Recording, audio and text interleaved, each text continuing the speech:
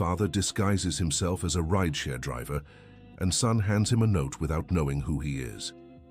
Richard gripped the steering wheel tightly as he watched the teenager approach his car. 3 years had passed since he left that house, and now there was Jason, his son, requesting a ride with no idea who was behind the sunglasses and hood covering his face. The boy climbed into the back seat and immediately handed the driver a folded piece of paper. Richard's hands trembled as he took the note, instantly recognizing his son's handwriting, though now it looked more mature, more weary. "Please, sir, could you stop at a pharmacy before taking me home?" Jason asked, his voice laced with an urgency that made Richard's heart race. "I need to buy some medicine for my mom. She's not feeling well again." Richard discreetly opened the note while pretending to check the GPS. The shaky handwriting made him swallow hard. Tylenol, Imodium, vitamin C. "If there's not enough money, leave the vitamin for later." "Of course, son. I know a good pharmacy nearby," Richard replied, fighting to keep his voice steady.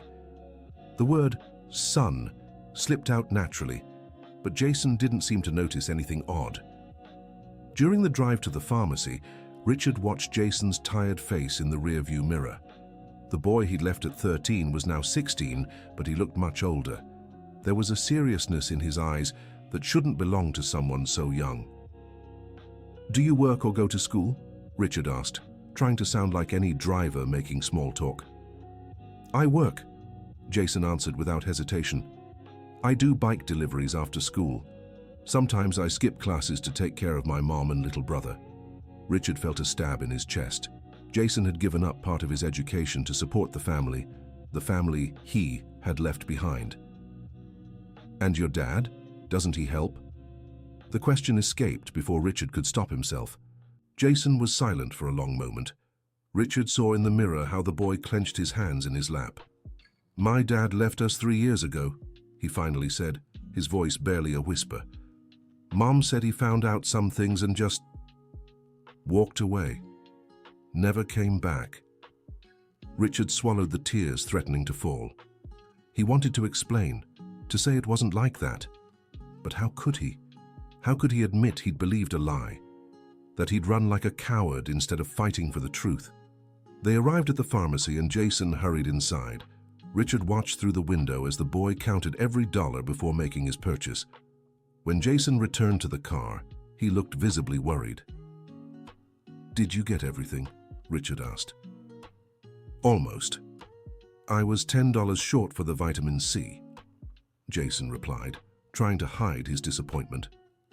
Richard stopped the car and got out, claiming he needed to buy something too. Inside the pharmacy, he quietly paid the difference and asked them to give the vitamin C to the boy in his car.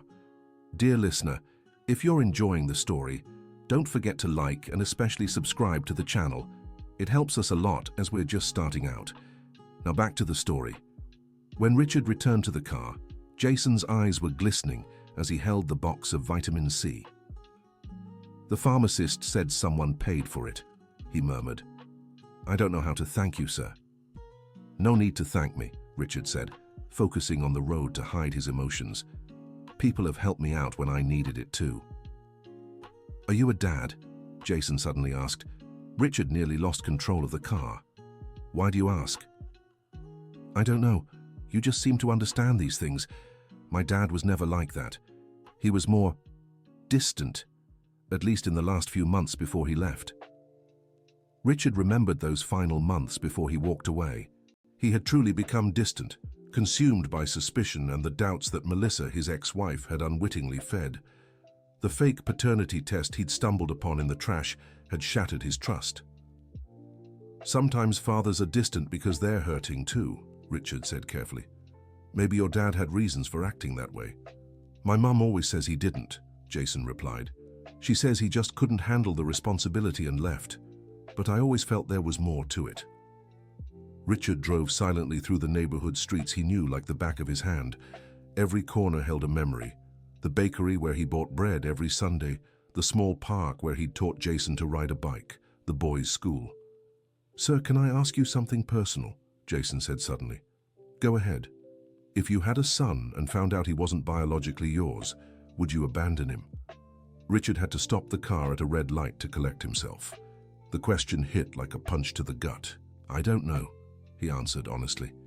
"I think it would depend on a lot of things. How I found out, how long I'd been in the child's life, how much love was there." "I have a little brother," Jason continued. "Peter. He's 5 now. My dad left right after he was born. Sometimes I wonder if Peter is really his son or not." Richard felt the world spin. Peter, his youngest child, whom he'd left as a baby. The boy he'd doubted because of that damn test he'd seen in the trash. "But you know what I've learned these past 3 years?" Jason went on. "It doesn't matter. Peter's my brother because I take care of him, because he calls me his brother, because we love each other. Blood isn't everything." Jason's words struck Richard like lightning. His son had become a man in his absence, learning lessons he himself had failed to grasp. "You're very wise for your age," Richard said, his voice thick. "Didn't have a choice," Jason replied simply. "When you become the man of the house at 13, you learn fast." Richard took a longer route to spend more time with his son. He needed to know more, to understand what had happened to his family in those 3 years he'd been gone. "Has your mum been sick for long?" he asked. "Started about 6 months after my dad left," Jason explained. "The doctor said it was stress, that her body couldn't handle the pressure. First it was just headaches and insomnia, then other symptoms came." Richard remembered how Melissa had always internalized stress. In the last months of their marriage, she'd suffered constant headaches, but he'd been so wrapped up in his own pain that he hadn't paid enough attention. "That must be hard for you all," he remarked. "Yeah, but we manage," Jason said with a maturity that broke Richard's heart. "I work, Mom does some sewing when she's feeling better, and we have neighbors who help sometimes." "And your little brother, Peter?" "Oh, Peter's my light." Jason's face brightened for the first time in their conversation. "He's super smart, learning to read on his own. Sometimes I sit with him at night and we study together. He always asks about Dad, but I tell him sometimes fathers have to leave." Richard blinked hard to hold back tears. Peter still remembered him, still asked about him. "And you? Don't you feel angry at your dad?" Jason was quiet for a moment. "I used to be really angry. I'd lie awake at night wondering what I did wrong, why he didn't love me enough to stay.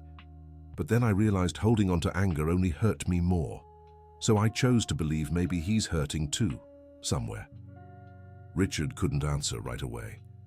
How had his son become such an upright person? How had he learned to forgive when he himself couldn't? "Did you ever try to find him?" "At first, yes.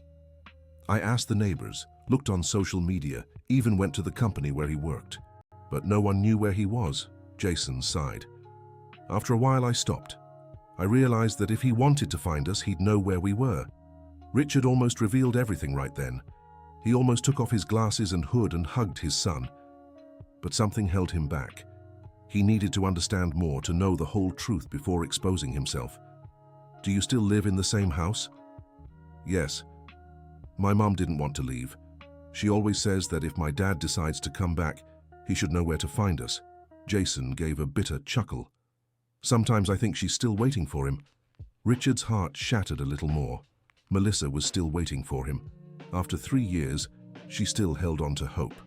"We're here," said Jason when Richard stopped in front of the house he knew so well. It was the same house as always, but there were small differences Richard noticed right away. The paint was faded, the garden a bit neglected. One of the windows had a cracked pane poorly taped up. Jason got out of the car but leaned in through the window before closing the door. "Thank you so much for everything, sir. For the help at the pharmacy and for the talk. It's been a while since I talked to anyone about these things," the boy said, holding out a few crumpled bills. "I hope it's enough." Richard looked at the money and got an idea. He took only half and handed the rest back. "This is fine. Use the difference to buy something nice for your brother." Jason looked surprised but accepted the money back with a genuine smile. "You're a good person." "Thank you, really." Richard watched as Jason walked to the front door. The boy turned one last time and waved before going inside. Richard stayed for a few more minutes, staring at the house where he'd been happy for so many years. A curtain moved in the living room window. Richard ducked in his seat, but still caught a glimpse of a familiar silhouette. Melissa was looking at the car, probably curious about who had brought Jason home. Richard started the car and drove away, but his mind was completely focused on the conversation he'd just had. Jason had grown up, become a responsible and mature young man. Melissa was still sick, still waiting for him. Peter still asked about him. That night, Richard couldn't sleep. He kept replaying every word Jason had said, every expression he'd seen on the boy's face. His son didn't hate him. In fact, Jason showed an understanding and maturity that made him both proud and devastated. The next day, Richard made a decision. He created a new profile on the Rideshare app under a different name and started driving around his old neighborhood. He wanted another chance to talk to Jason, to better understand his family's situation. It didn't take long to get a ride request near the boys' school. Richard hurried over, hoping it was Jason, but it was another passenger. Still, he kept circling the area. On the third day of this routine, it finally happened. A ride request from Jason's school. Richard accepted immediately and drove to the pickup spot. Dear listener, if you're enjoying the story, don't forget to like and especially subscribe to the channel. It helps us a lot as we're just starting out. Now back to the story. There was Jason waiting on the sidewalk with a school backpack on his shoulders and a large bag in his hand. When he got in the car, Richard noticed the boy looked even more tired than the first time. "Hello again," said Jason, vaguely recognizing the voice. "Do you always work around here?" "Sometimes," Richard replied. "How's your mum?" Jason was surprised the driver remembered. "Not too well. Yesterday she fainted and we had to take her to the urgent care clinic." The boy sighed heavily. "The doctors said her blood pressure is very high from stress." Richard gripped the steering wheel. Melissa had fainted. She was worse off than he'd imagined. "And where are we headed today?" he asked, trying to keep his composure. "To Mrs. Wilson's house, 2 streets past mine. She gives me weekend work cleaning the yard and organizing some things," Jason explained. "I need to save extra money for my mom's treatment." Richard knew Mrs. Wilson. She was an older woman who lived alone and had always been difficult to deal with. The thought of his son doing hard labor for a woman known to be demanding and underpaying made him furious. "Hard work?" he asked. "It's not so bad. She pays well and always gives me something to eat," Jason shrugged. "The problem is she wants me there every Saturday and Sunday, so I don't have time left to spend with my brother." "Your brother stays alone?" "He stays with my mom, but she doesn't have the energy to play with him. Sometimes I feel bad because Peter just watches TV all day or plays by himself." Jason's voice turned melancholy. "He deserves someone to play ball with to teach him boy stuff." Richard remembered all the times he'd played with Jason when he was Peter's age. Soccer in the yard, games at the park, talks about superheroes. Peter was missing all of that. "What kind of things does he like to do?" "He loves toy cars, building blocks, drawing. Sometimes he draws our family, always with 4 people, even though he never really knew my dad." Jason smiled sadly. "It's like he senses someone's missing." Richard had to pull over for a moment, pretending to check something on his phone. In truth, he was trying to keep himself from crying in front of his son. "Do you keep pictures of your dad at home?" "A few. My mom kept most of them, but there's one on the living room shelf where we're all together. Peter always points at that photo and asks who the man is with me and my mom." Jason paused. "I always tell him it's his dad, that he's away for work and will come back someday." "Why do you say that?" "Why not tell him the truth? Because he's too little to understand abandonment, and because, well, part of me still hopes maybe it's true, that my dad is out there somewhere thinking of us, and that one day he'll really come back." Richard drove the rest of the way in silence, processing everything he'd heard. When they reached Mrs. Wilson's house, Jason got out but leaned back into the window. "Sir, can I ask one more personal question?" Richard nodded. "Do you have kids?" "I do," Richard answered honestly. "Do you see them often?" Richard hesitated before answering. "No, it's been a while." "Do they know you love them?" The question hit like a punch to the gut. Richard looked at Jason, this boy who'd become a man in his absence, and felt like he might break down. "I don't know," he answered, his voice thick. "I hope so." "Then you should tell them," Jason said simply, "because there's nothing worse than not knowing if your dad loves you or not." Jason said goodbye and walked toward Mrs. Wilson's house. Richard sat in the car, watching his son walk away, and made a decision that would change everything. That same day, Richard went to the lab where he'd taken the paternity test 3 years earlier. He explained the situation and asked to retake the test, using a strand of hair he'd discreetly taken from the seat where Jason had sat in his car. The results came a week later. Peter was indeed his biological son. The first test had been swapped due to a lab error. Richard had destroyed his family over a lie. Sitting in the lab parking lot with the results in his hands, Richard wept as he hadn't in years. He'd lost 3 years of his children's lives because of a misunderstanding. 3 years in which Jason had grown and matured without a father, in which Peter had learned to speak without hearing his voice, in which Melissa had fallen ill from grief and abandonment. But there was something he needed to understand before making any decisions. He needed to know why Melissa had hidden that first paternity test, why she hadn't protested when he decided to leave. Richard resolved to gather more information before revealing himself. In the days that followed, he frequented places near his old home, always in disguise, trying to learn about his family. It was at a nearby bakery that he overheard a conversation that changed everything. 2 neighbors were talking about Melissa. Poor Melissa. Ever since Richard left, she hasn't been the same. I never really understood what happened between them. They seemed so happy. She once told me she found some strange medical papers in the trash and panicked, thinking Richard suspected her. So she hid them to avoid more trouble. But if she had nothing to hide, why didn't she just talk to him? You know how it is, right? When trust is shaken, people make mistakes. She was afraid he'd doubt her even more. Richard left the bakery in shock. Melissa hadn't hidden the papers out of guilt, but out of fear. She tried to protect their marriage and ended up destroying it by accident. That night, Richard made another decision. He needed to go home, but he couldn't just reappear after 3 years and expect everything to go back to normal. He needed a plan. Then, an idea came to him. He'd keep working as a rideshare driver, but now with a specific goal: to gradually win back his family's trust, learn about their lives as they were now, and find the right moment to reveal himself. Over the following weeks, Richard managed to get a few more rides with Jason.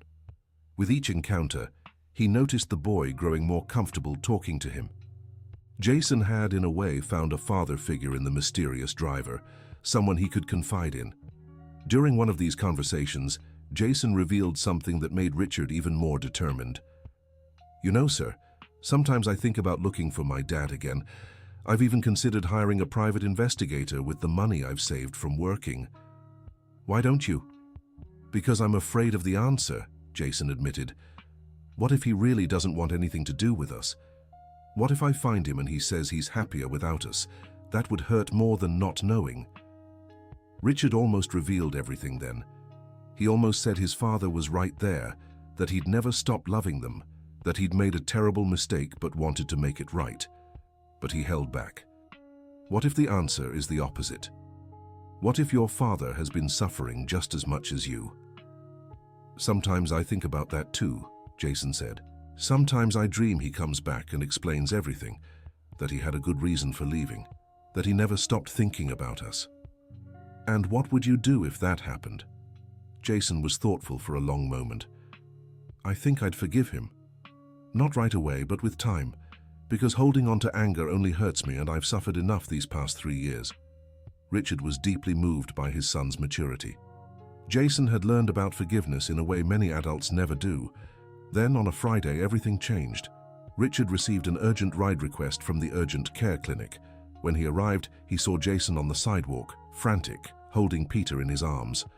The younger boy was pale and clearly unwell. "Please, sir, we need to hurry," said Jason, not even recognizing it was the same driver as before. "My brother has a very high fever, and my mom passed out at home. I need to take him to the hospital and then go back for her." Richard saw Peter for the first time in 3 years. The boy had grown a lot, but still had the same expressive eyes he'd had as a baby. He was burning up with fever and whimpering softly. "It's okay.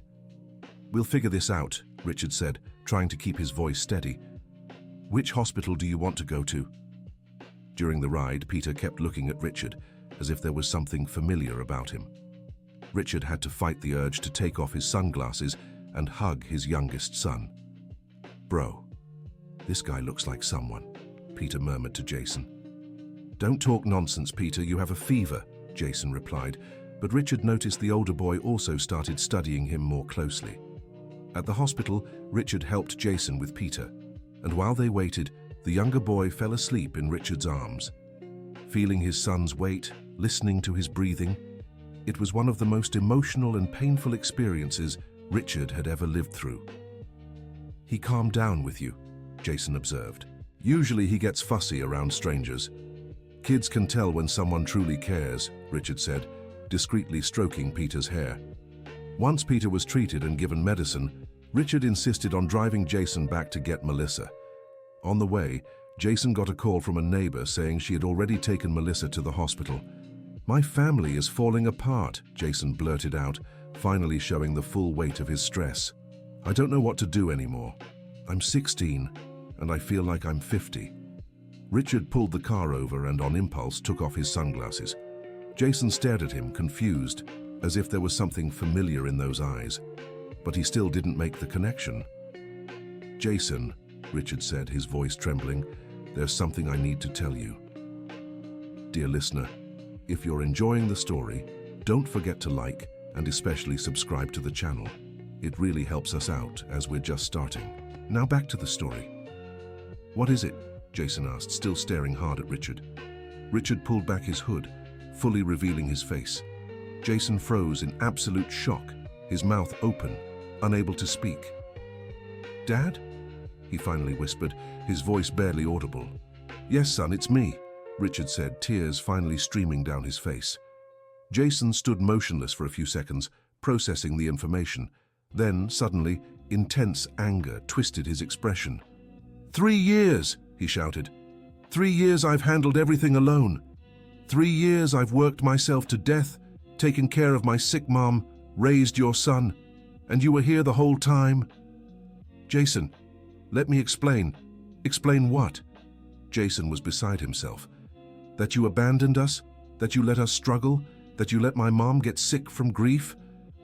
Richard tried to touch his son's arm, but Jason jerked away violently.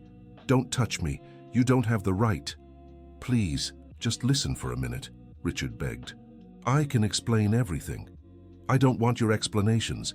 Jason flung the car door open. "I want you to disappear from our lives like you did 3 years ago." "Jason, please. And don't you dare show up at the hospital," Jason yelled, before storming off. "I won't let my mom see you like this out of nowhere. She's sick because of you." Richard sat frozen in the car, watching his son walk away in fury. He had imagined many possible reactions, but he wasn't prepared for this much anger. Still, he couldn't give up. Not now that he had started. Richard drove to his old house and parked outside, gathering his courage.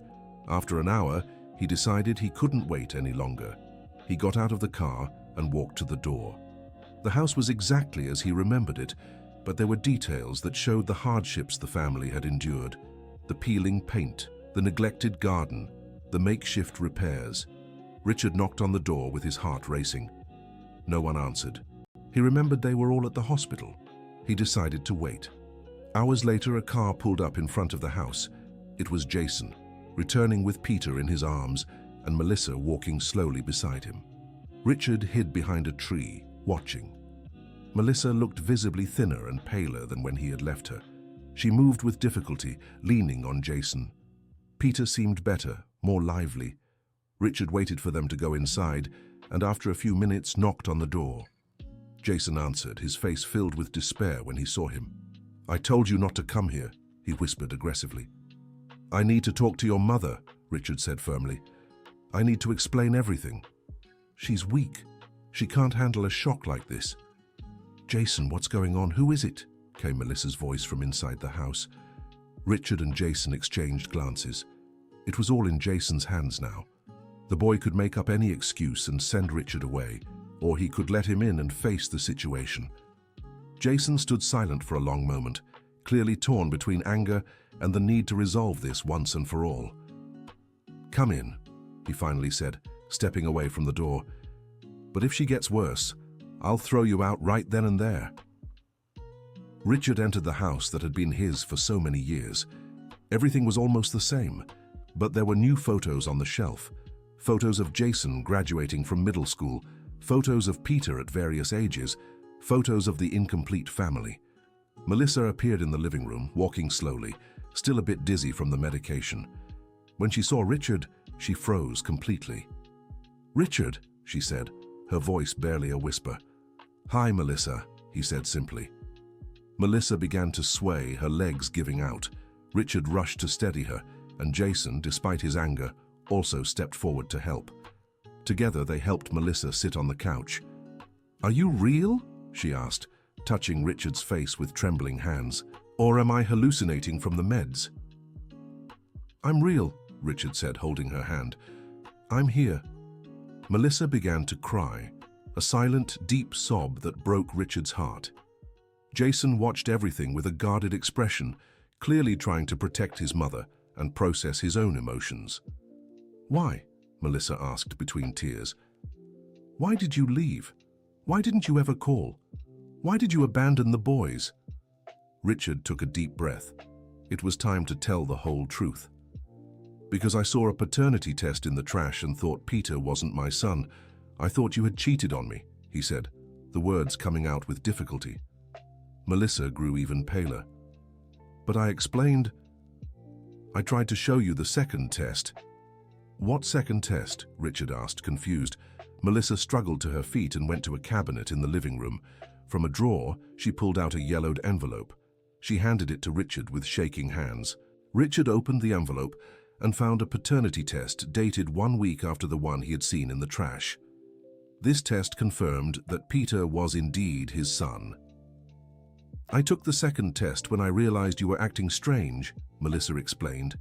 "I thought you might have seen the first one and had doubts, but when I brought the results to show you, you were already gone." Richard felt the world crumble around him. It had all been a terrible misunderstanding. Melissa had never cheated on him. Peter had always been his son. He had destroyed his family over a lab error. "Did you try to find me?" he asked, his voice breaking. "I tried for months," Melissa said. "I called all your friends, went to your company, even hired a private investigator with the little money we had. But you just vanished." "I was working in another city," Richard explained. "I changed my name. I changed my life. I thought you were better off without me." "Better off?" Jason finally exploded. "You think we were better off? Mom nearly fell apart. I had to become a man at 13. Peter grew up without a father." "Jason, please." "No," the boy shouted.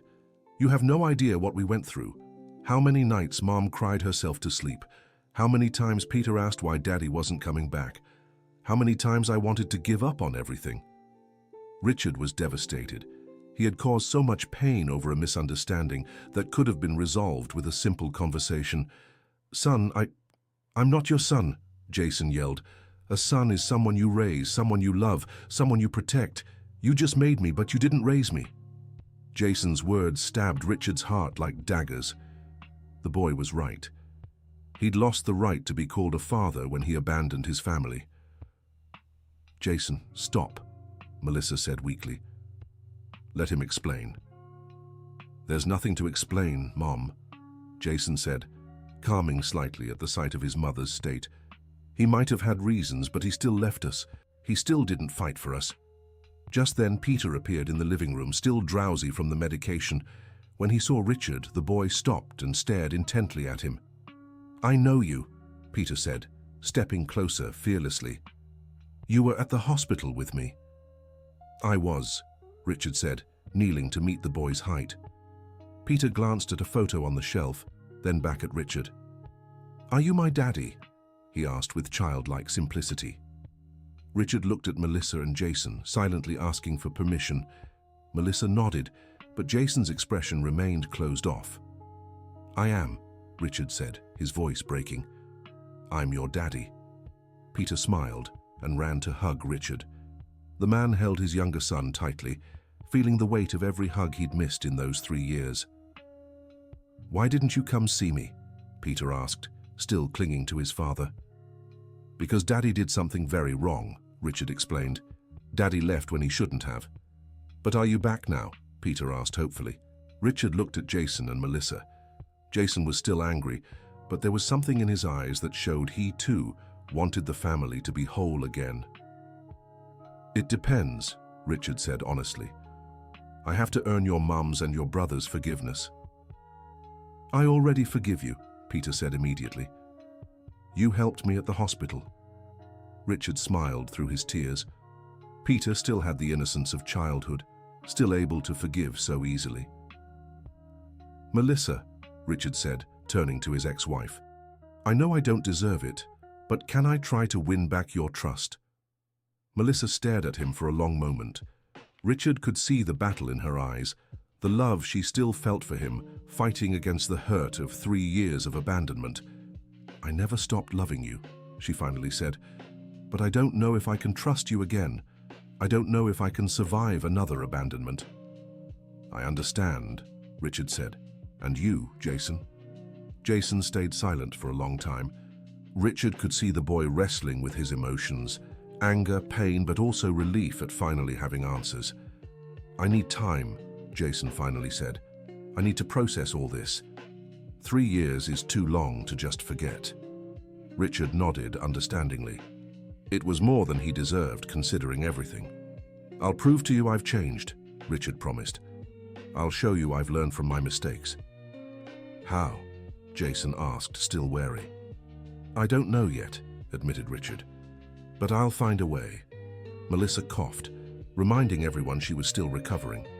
Richard and Jason immediately stepped closer to help her. I think you should go now, Jason told Richard. My mom needs to rest. Richard nodded in understanding. He kissed Peter's forehead, and the boy protested, wanting him to stay.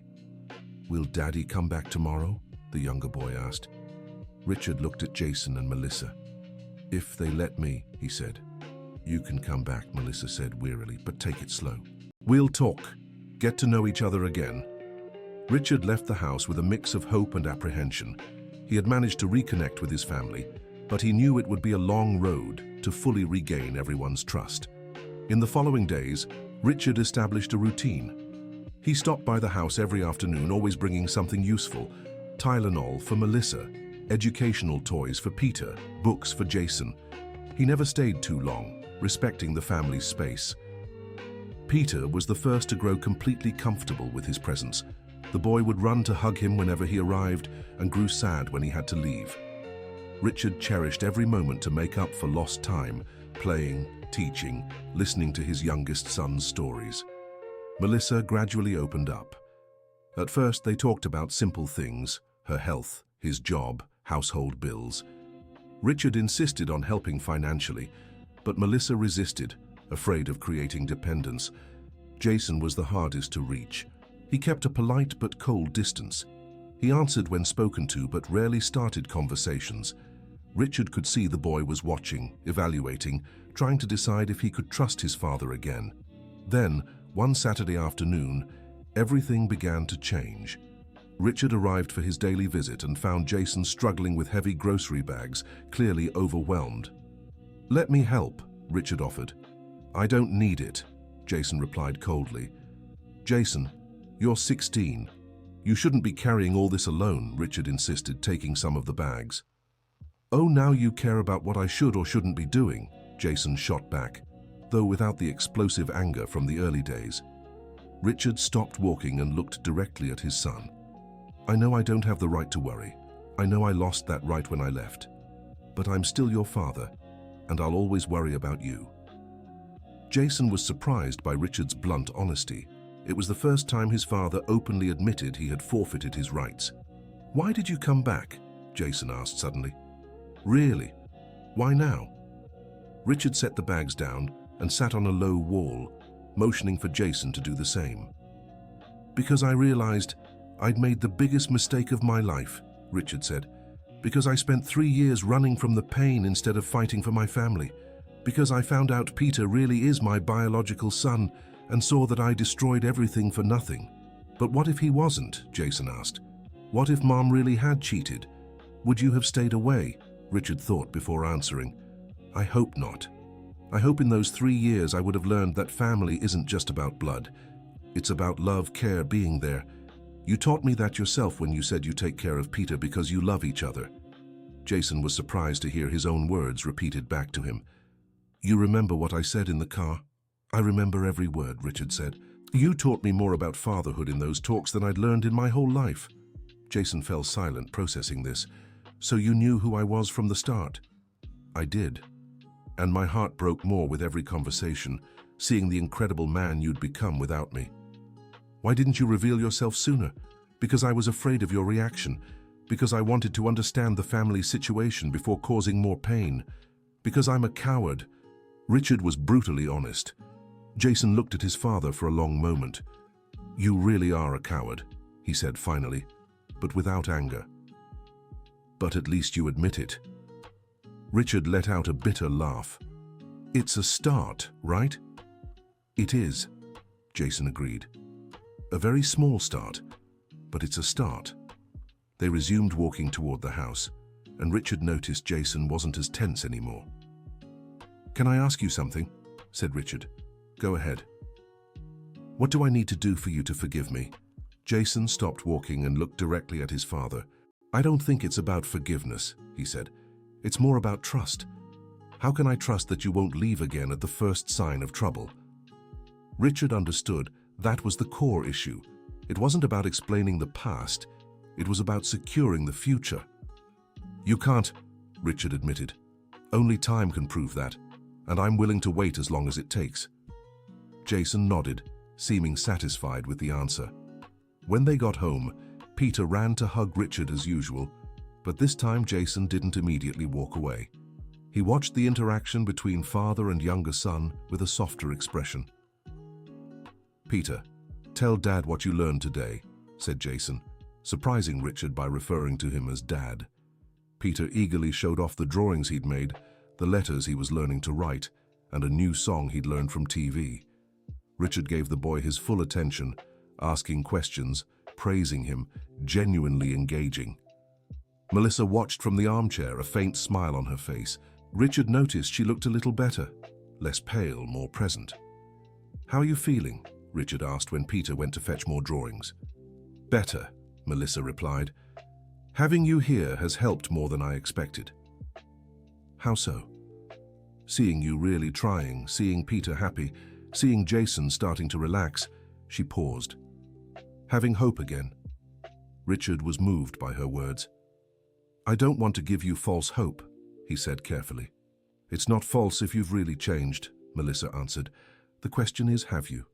Richard thought seriously before responding. I think so. These 3 years away from you all showed me what really matters in life.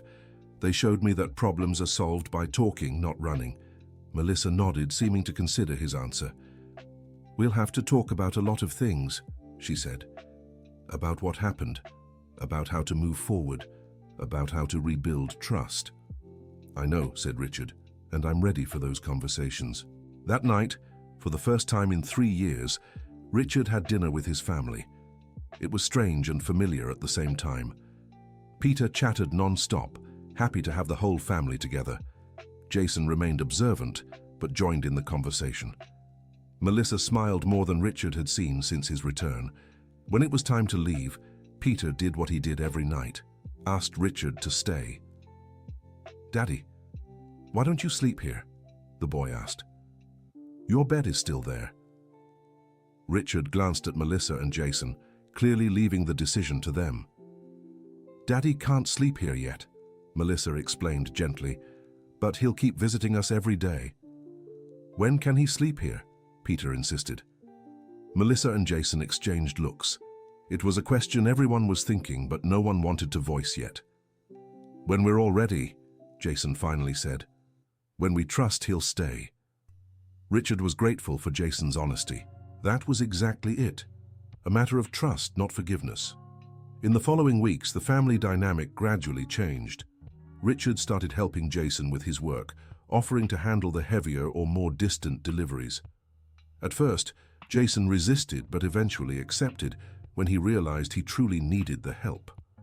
Thank you, Jason said one afternoon after Richard had completed a particularly difficult delivery for him. "You're welcome," Richard replied. "Family helps each other." "Are we family again?" Jason asked. Richard thought carefully before answering.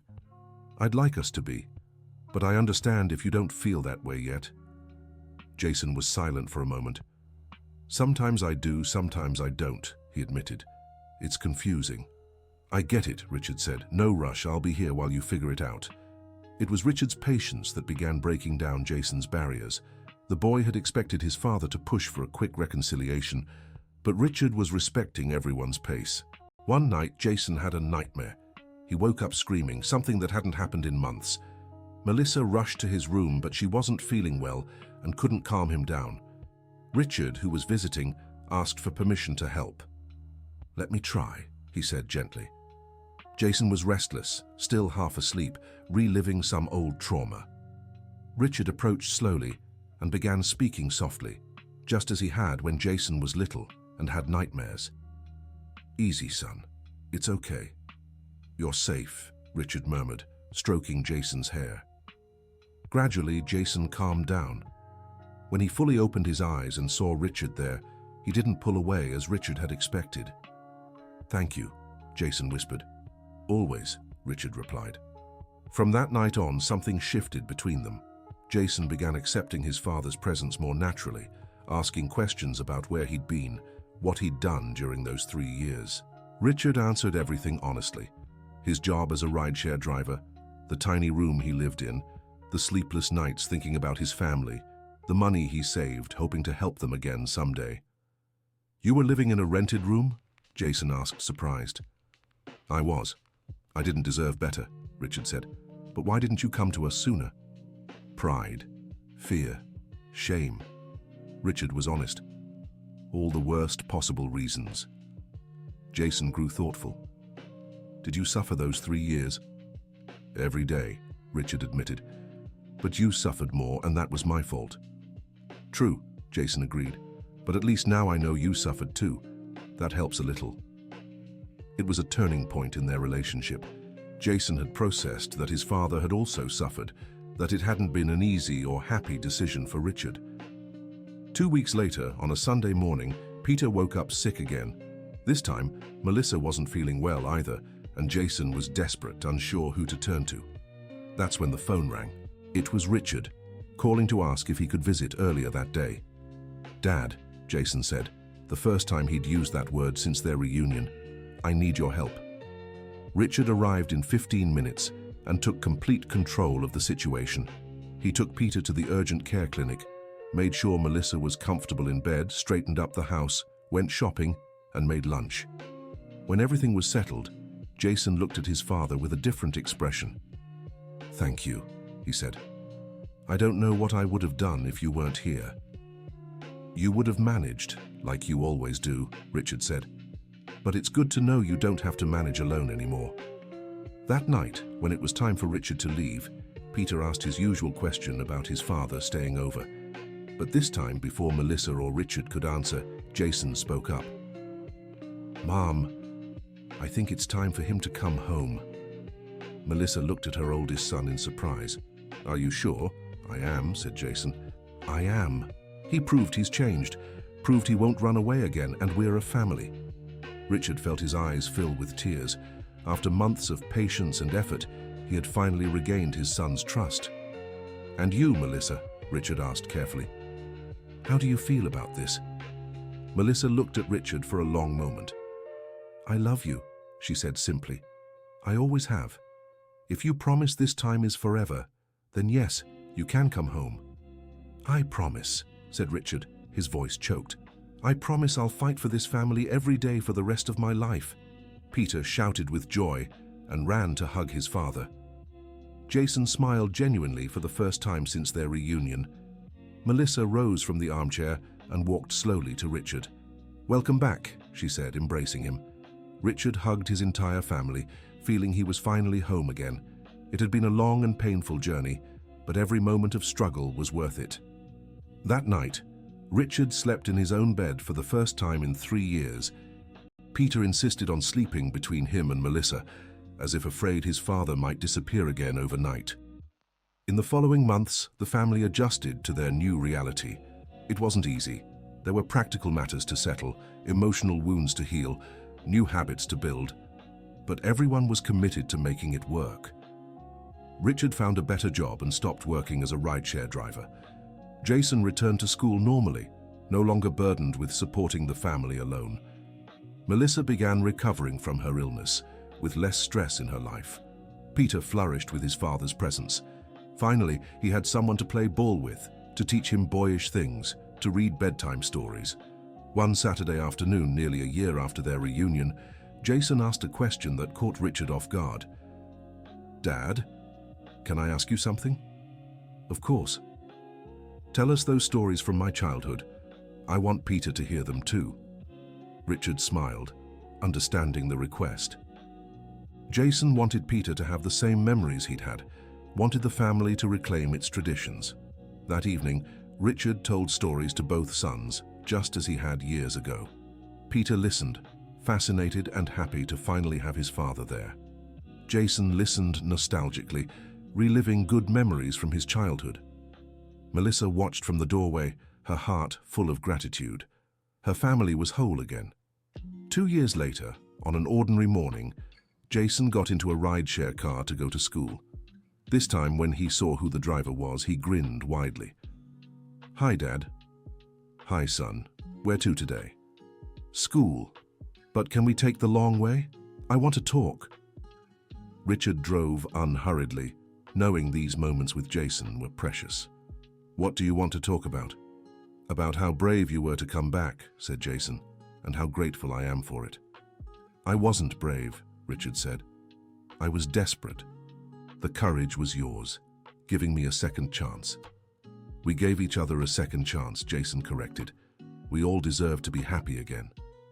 Richard smiled, recognizing the wisdom in his son's words. Jason had grown so much, becoming a young man of integrity and forgiveness. "I love you, son," said Richard. "I love you too, Dad," Jason replied without hesitation. When they arrived at school, Jason got out and handed Richard a note, just as he had years before. But this time it simply read, "Thank you for coming back. Thank you for not giving up on us."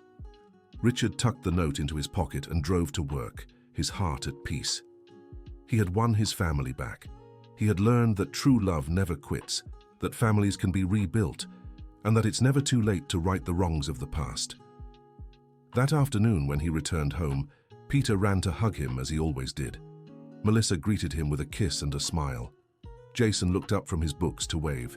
It was a simple, ordinary life, but it was the life Richard had fought to reclaim. And it was worth every tear, every moment of uncertainty, every step of the long journey back home. End of story. And what about you, dear listener? What did you think of this story of reunion and forgiveness? Have you ever experienced something similar in your family? Share in the comments how you would handle it if you were in Jason's or Richard's place. Your opinion means a lot to us. Don't forget to like and subscribe to the channel so you won't miss other heartwarming stories that touch the soul.